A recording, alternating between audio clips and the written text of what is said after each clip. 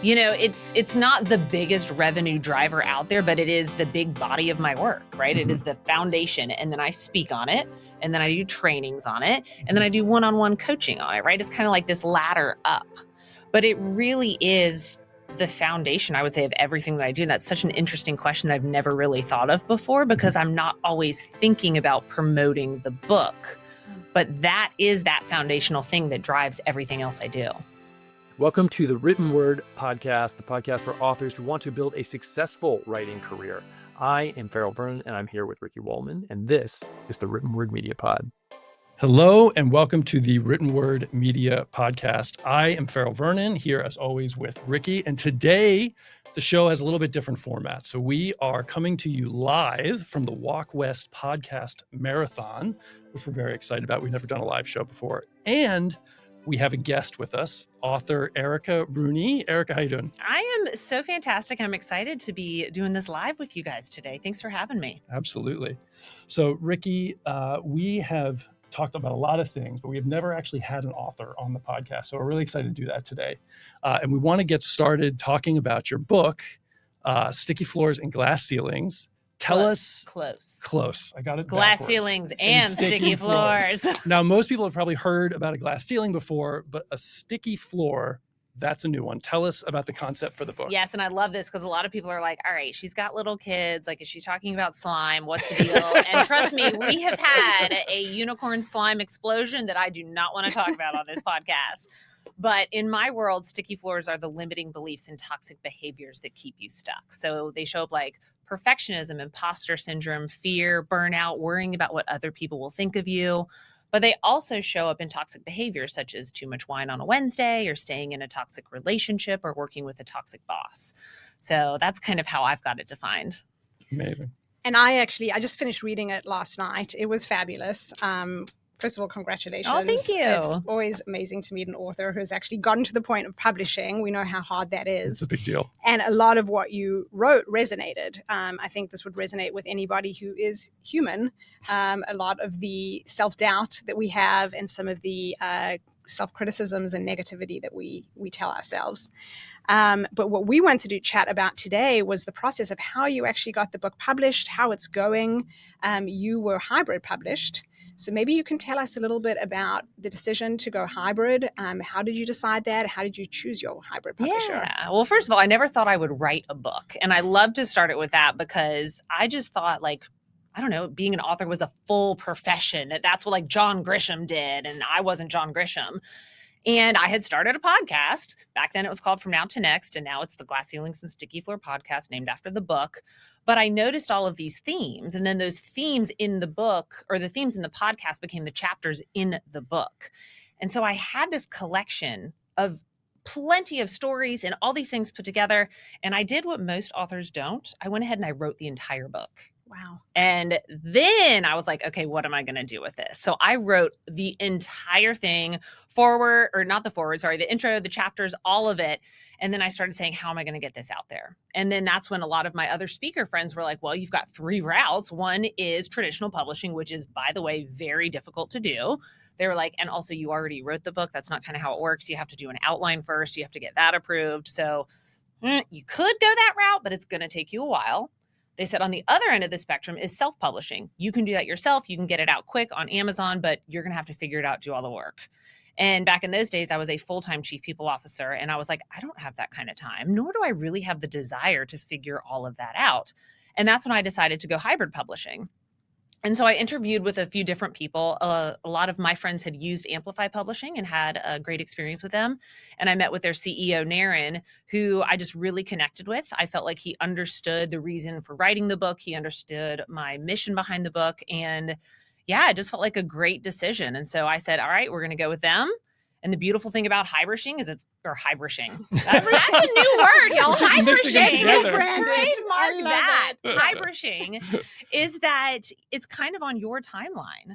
And so they really meet you where you're at. If you need help with writing some of the things, they'll give you a ghostwriter. If you need help editing, they give you that. They do cover design, and then they do all the compliance stuff behind the scenes.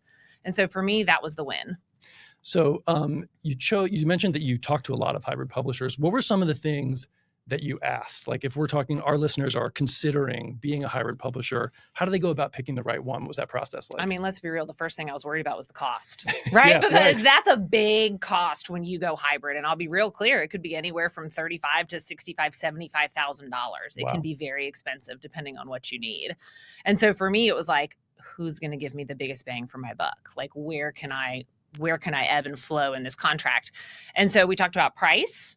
A lot of it was, did they get the material that I was putting out there? I wanted to make sure that I had a publisher that really knew and understood me. There was another great hybrid publishing. It was called Page 2. They're out of Canada. It's a completely female-owned one. That was high up on my list. I really resonated and connected with them.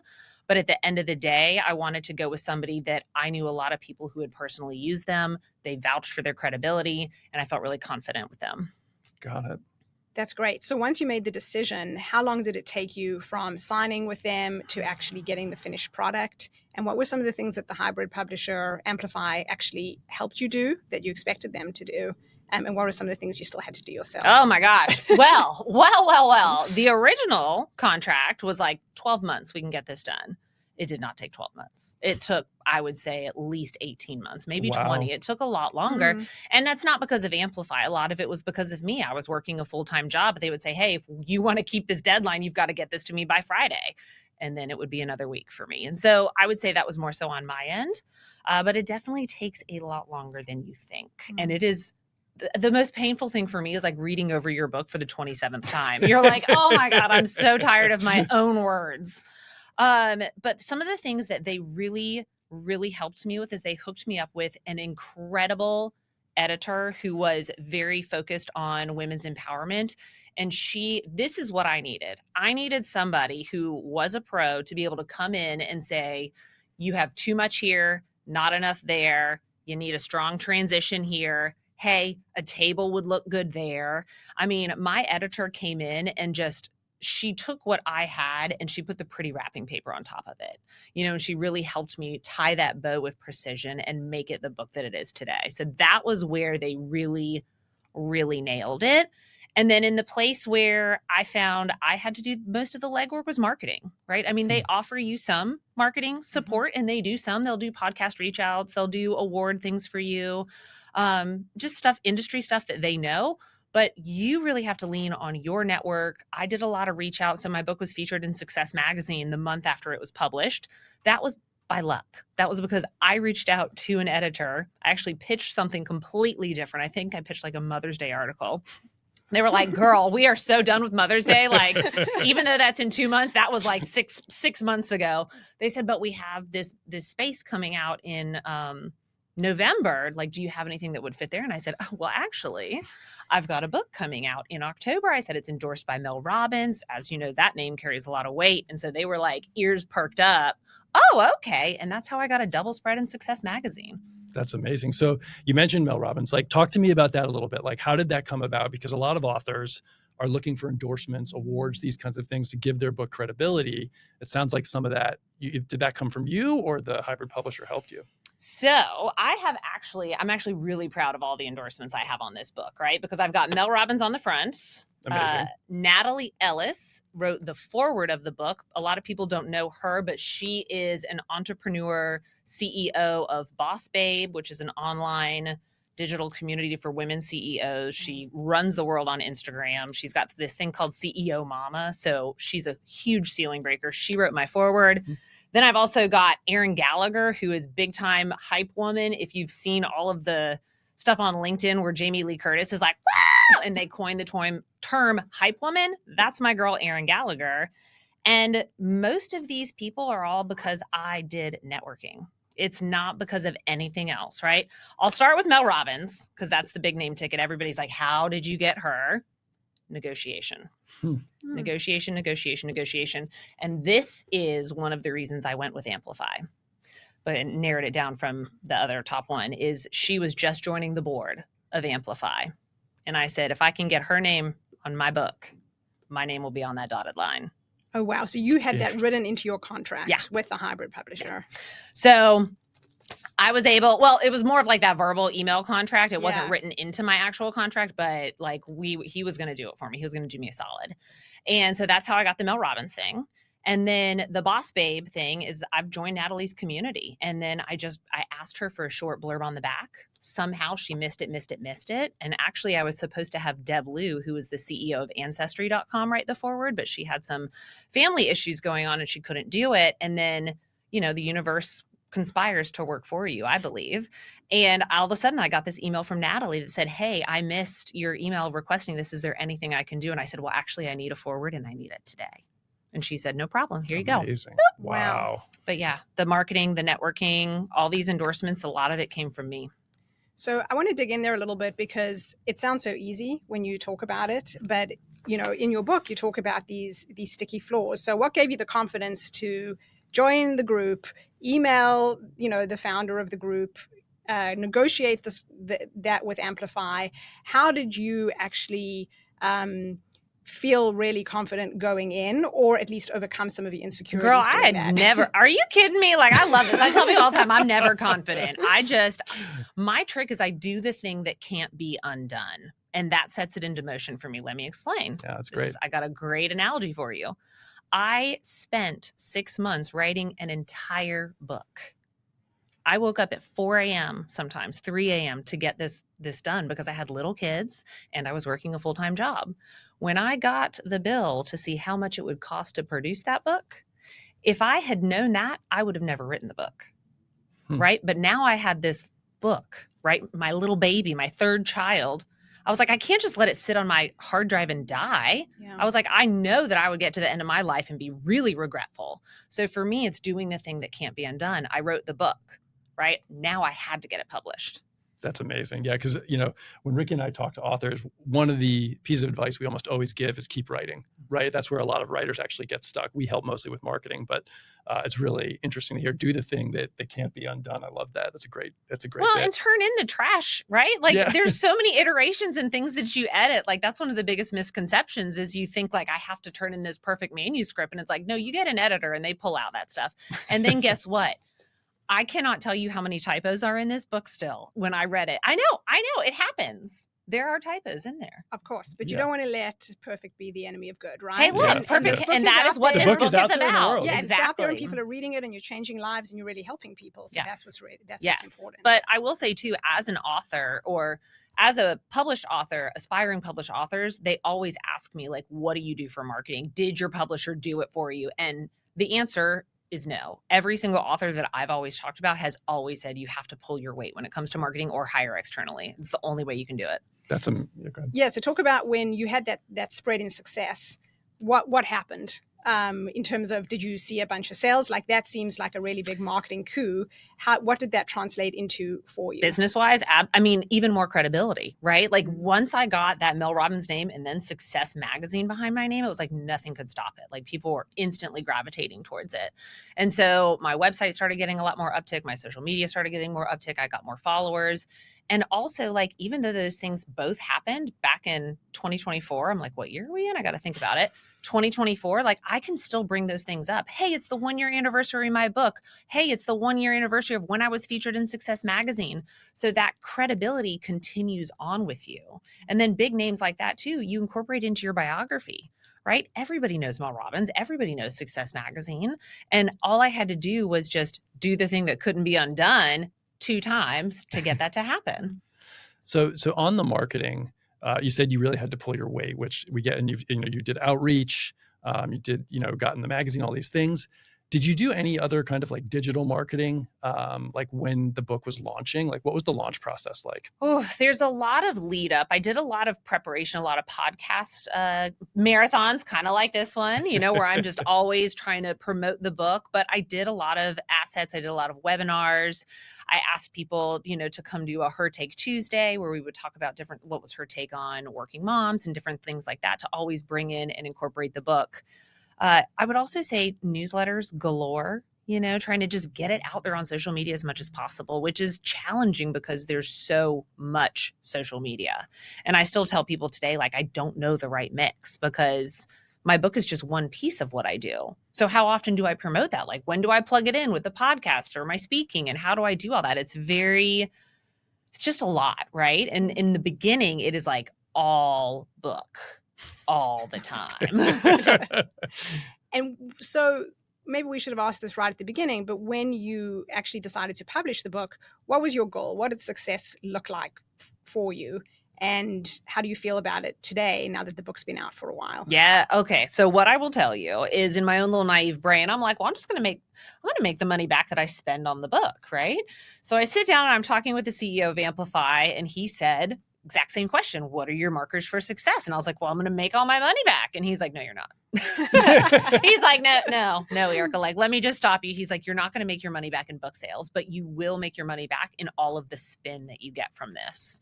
And he was absolutely correct. The number of stages that I've landed on, and then eventually the number of books that I've sold in conjunction with getting on stages. I'll often go to different companies. Kymanox was the podcast that we had right before here. I've went out and spoken to them and given them copies of my book.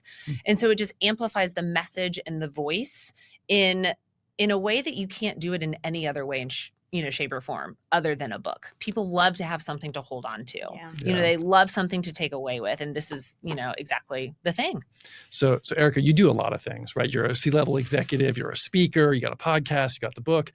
The book itself, like, what does that represent for you in terms of like the overall amount of attention and business that it drives for you? Is it like a very small piece or a very big piece, or how do you see it fitting into everything that you do?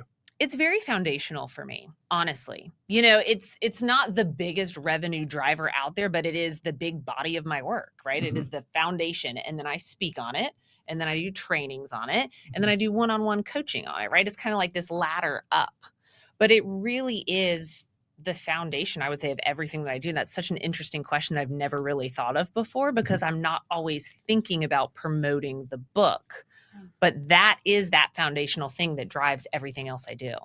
Really interesting. And so, like, for a lot of nonfiction authors who are thinking about doing the book, right, and are thinking about, like, should I do this myself, or should I go the hybrid route?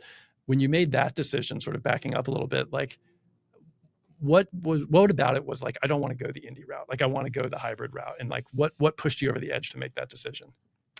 I didn't want to go all the way to like having to submit proposals. I really didn't. I was like, girls already got the book written. Like, I don't want to go backwards and ask for permission to write this book. So for me, that was out. Yep. And then honestly, the other route is I was like, I have done all this work. Like, I just don't want to do any more of the figuring it out. Yeah. And I tell people all the time, it's kind of like, so my husband and I got married in Mexico, and we legally got married in the US because I started doing the research, and there were all these things that you had to do to get married in Mexico. And I just knew that if I got married in Mexico, I would come back here and find out 10 years later I was never really married.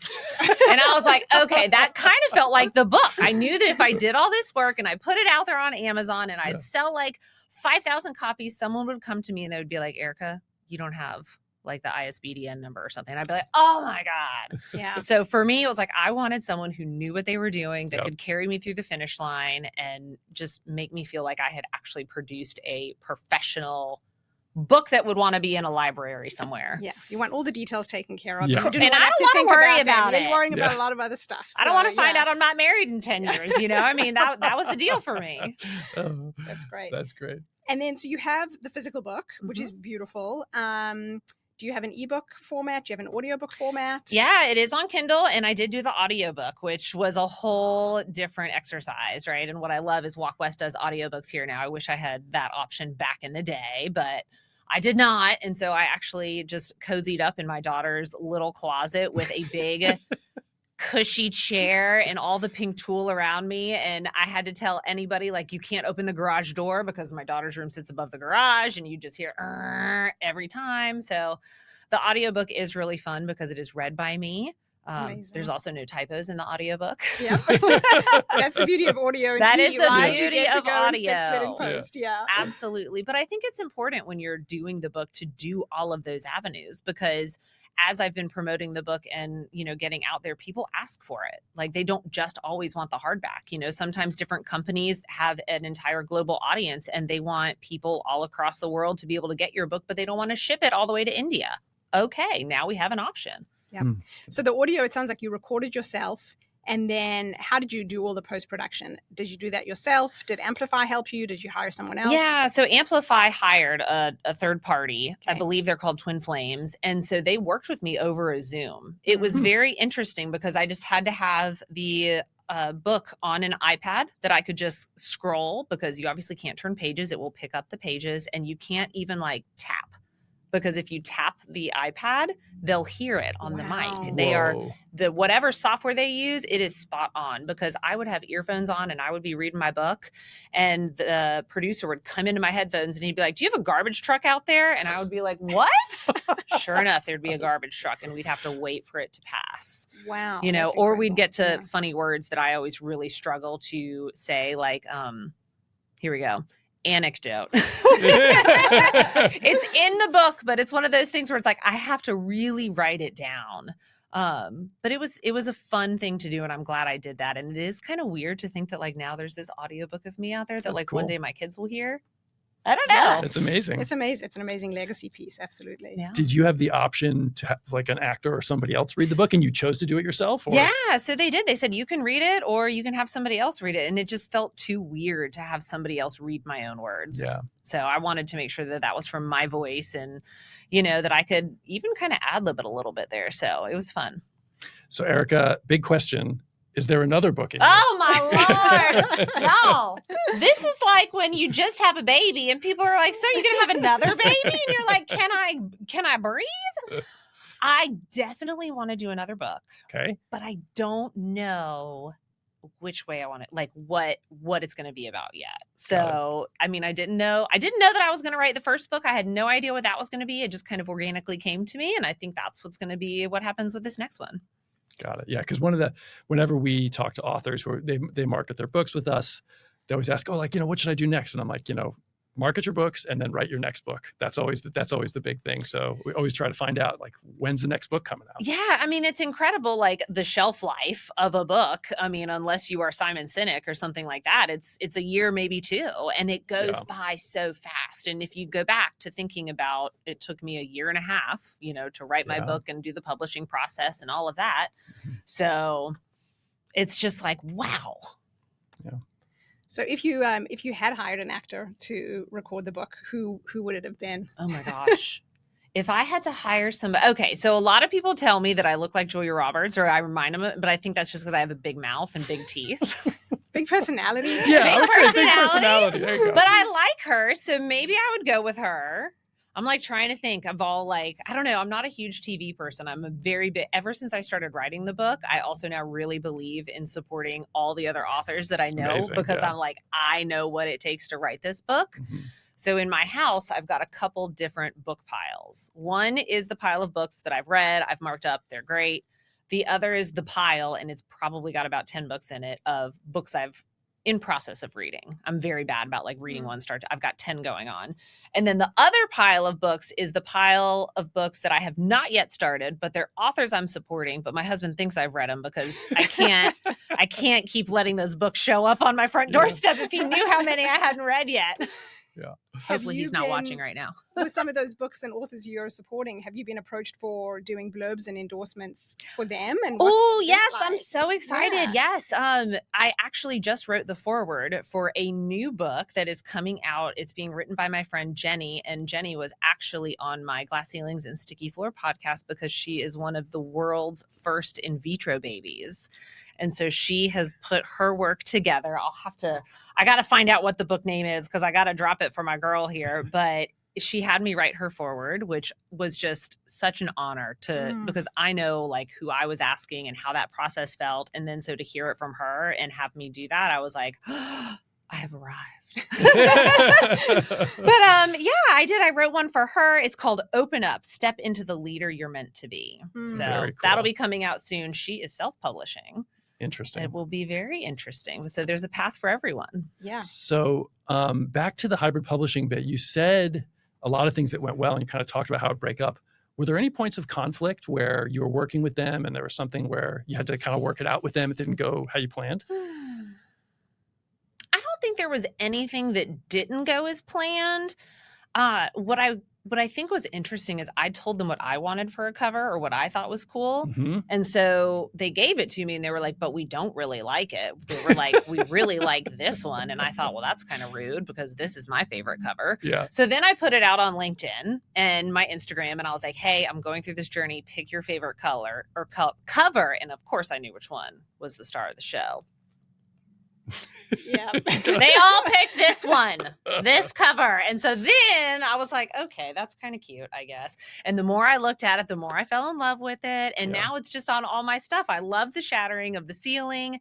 But it's one of those things, I'm always that person that like, I really try to trust the professionals. Like if I go to the hair salon and I'm like, cut me that do like Jennifer Aniston from Friends, and they say, girl, that's not gonna work on you. I'll say, okay, give me something that will.